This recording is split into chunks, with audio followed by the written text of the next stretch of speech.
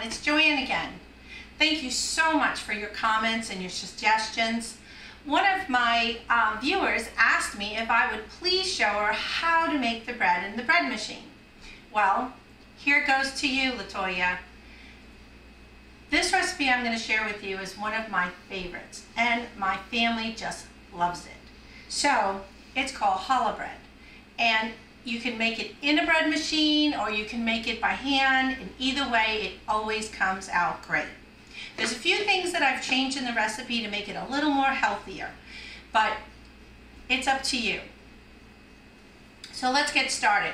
First is asked for, I'm going to take my loaf pan from my bread maker out, and we'll put it over here. Try to have everything out so this way you don't have to be watching and waiting for me to measure stuff. First thing it asks us for is 3/4 cups of milk. Now, I can't use milk. When I cook with it, I can use only a certain amount. Well, this milk I use is almond milk. It's unsweetened and it works just fine. But it's up to you. You can use soy, you can use almond, or you can use regular milk. So it's 3/4 cups of milk. It's really important that you put things in the order that it's written. It's just something about working with a bread machine. If you don't get it in the right order, it just doesn't quite come out the same. All right, 2 eggs beaten. I've already taken the time out to beat that for you. And just put it right into the bread machine pan. Alrighty, 3 tablespoons of melted butter. And it's up to you. Again, you can use different butter alternatives, but you do need some form of margarine or butter without the trans fats. Ready? 1/4 cup of sugar. Now this might look like brown sugar to you, but it's not. It's natural raw sugar, and I get it either from the co-op or I get it from Sam's Club or Costco's, and I just find it's healthier, a little bit here, a little bit there, you know, and before we know it, it's making a huge difference. Alrighty, next we got 1.5 teaspoons of salt. Now I use the pink Himalaya salt, but I've also used sea salt and I've also used regular salt. This process of me trying to make things healthier has been an ongoing thing. I didn't know any of this to begin with, so don't be hard on yourself. Okay. All right, next we're going to put in the flour. Now there I want to stop and tell you a little bit. Now it calls for bread flour. I use King Arthur's. About 20, oh my goodness, let's see, I think about 25 years ago, if I'm not mistaken, I had read a book about not using white bleached flour. Bleach is not good for us, and it's just not good for our digestive systems.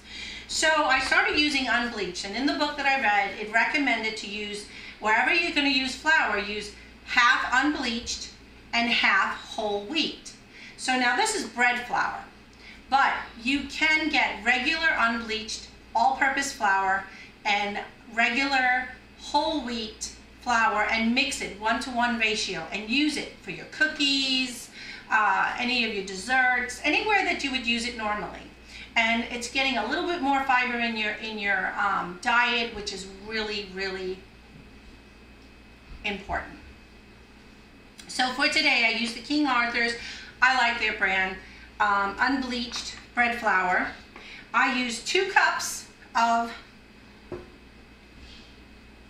I just get it all in there. All right. We can pile all these inside one now.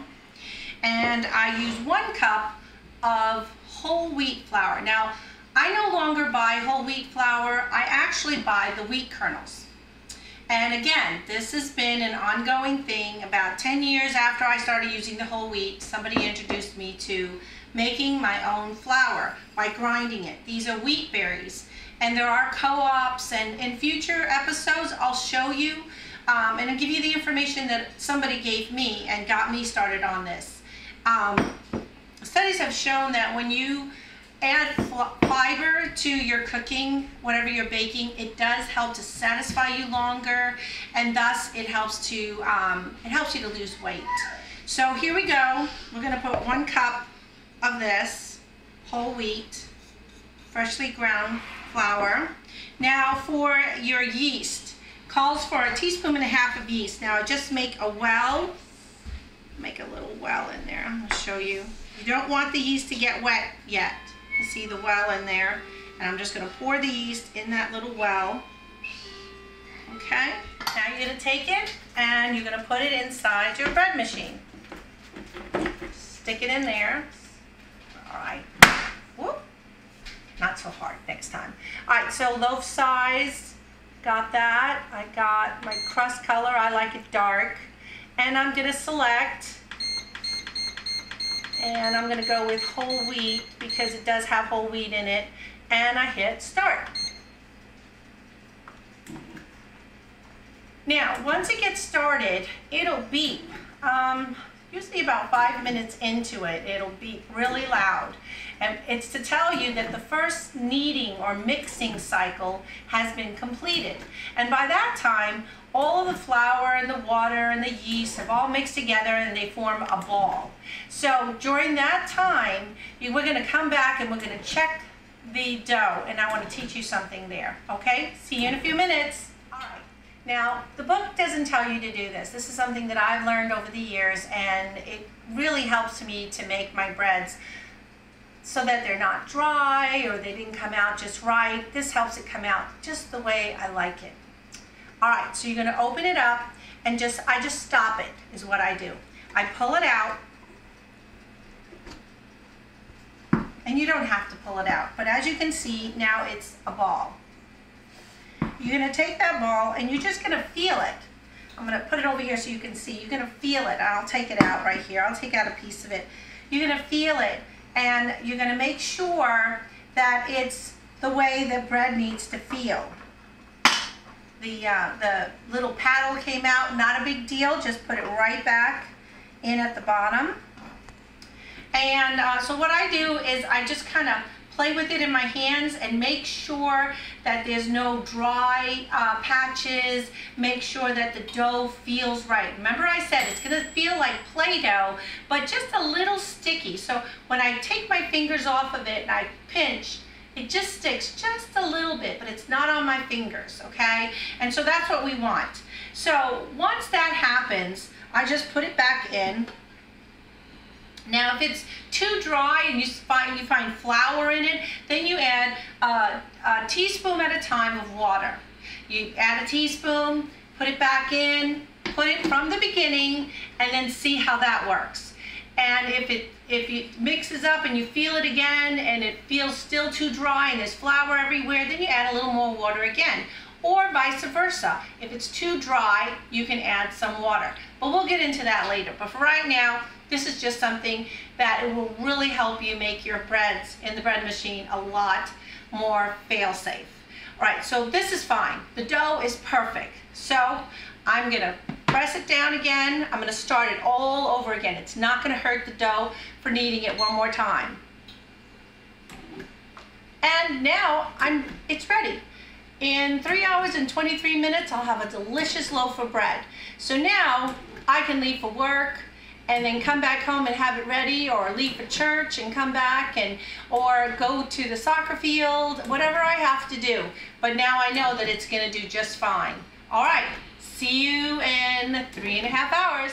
Okay, 3 hours and 23 minutes are over. We're back from church, and here we go.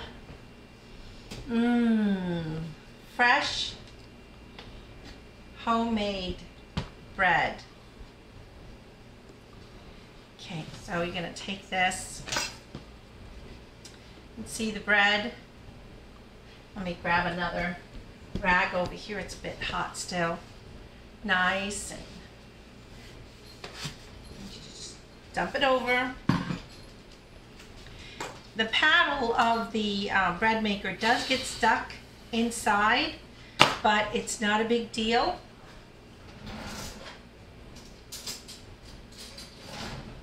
Sorry, it's hot still. Can wait until it cools. But I want a piece of the hot bread, so. Ooh, hot, hot, hot.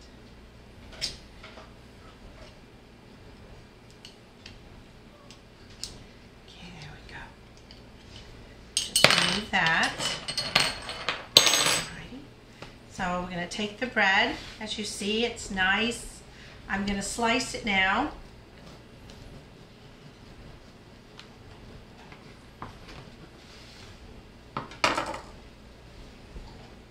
Nice and golden and rich, and it smells delicious. Tastes good too. The recipe will be listed down below, and if you have any comments or suggestions, please don't hesitate to leave them for me.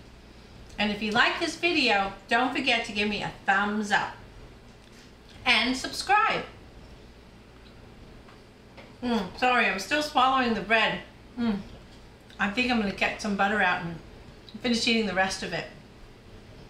But I look forward to seeing you again in my other videos. And Tanya, Latoya, I'm sorry. Latoya, I hope you enjoy this recipe as much as we do. Y'all take care and God bless. Bye-bye.